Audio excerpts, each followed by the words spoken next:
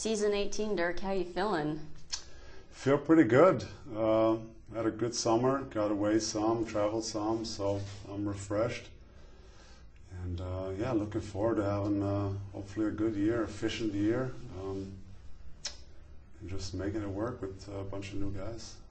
You were able to play for Germany this past summer. Was that pretty emotional for you? What was that experience like? It was great because it was in Germany, it was in Berlin, you know.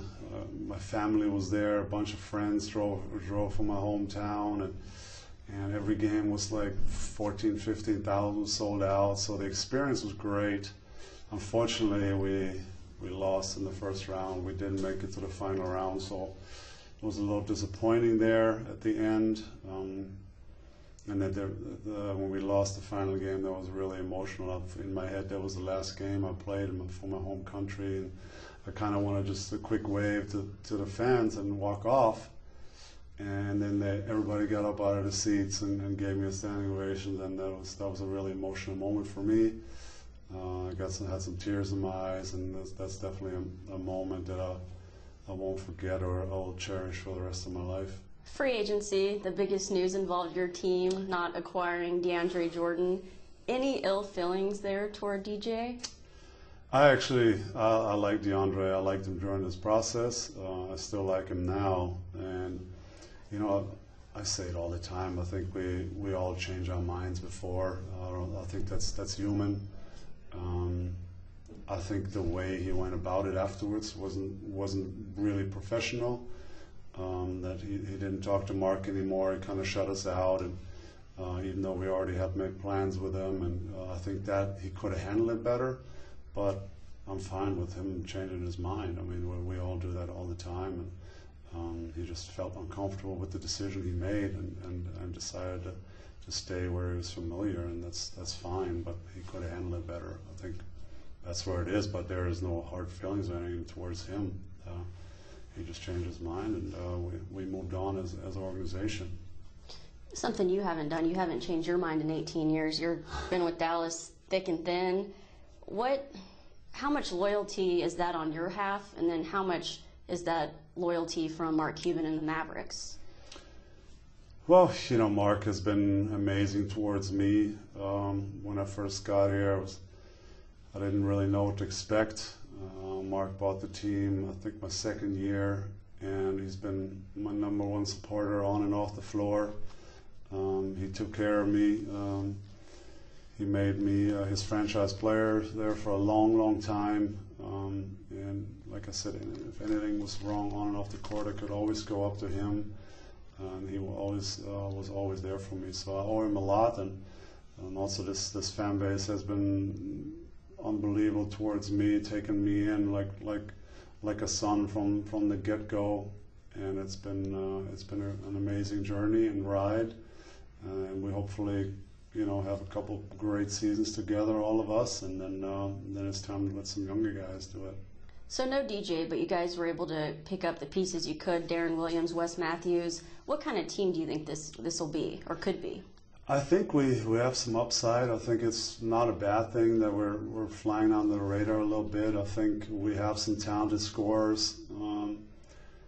I think the big thing is we got to get healthy. You know, Parsons is coming off a knee surgery, and Matthews is coming off a torn Achilles.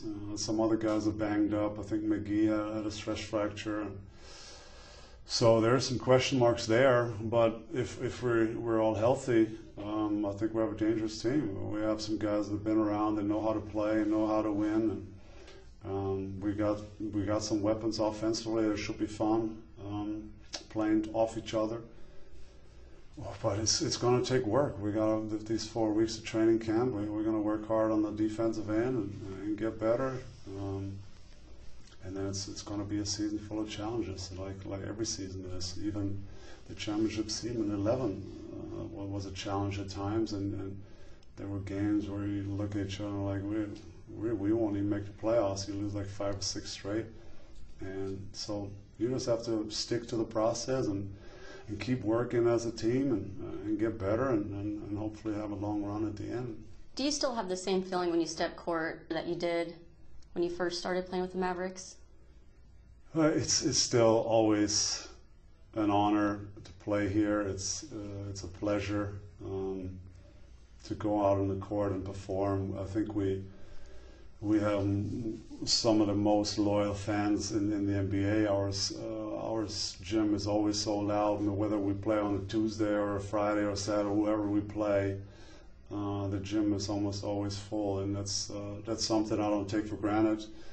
That's something that motivates me to play at home and be the best I can be. So hopefully my last couple of years here, we can still be a good home team for these fans here and represent the city the right way. 2 years left on your contract. How much does retirement creep into your mind? Not a lot, you know. Obviously, no, it's getting closer. I'm not in my 20s anymore, but it's something that I don't think about on a daily basis. I think about playing. I think about competing. I think about getting in shape now here. Think about forming a good team here with the guys that we assembled. And you know, I'm looking forward for these next 2 years that I'm still under contract to building something and competing at the highest level. And everything else comes after that. What do you wish you knew today about the NBA that you didn't know as a rookie? Well, you know, you make your experiences, and you know, when I was young, I didn't know my way sometimes around. I had some language barrier at the beginning, and now I've been here so long.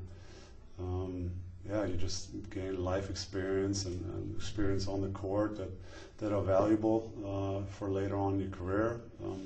Of course, you are a step or two slower. You don't jump as high as you did in your 20s, but I can get away with the experiences I made over the years, so to kind of be always in the right spot or read the game a little different.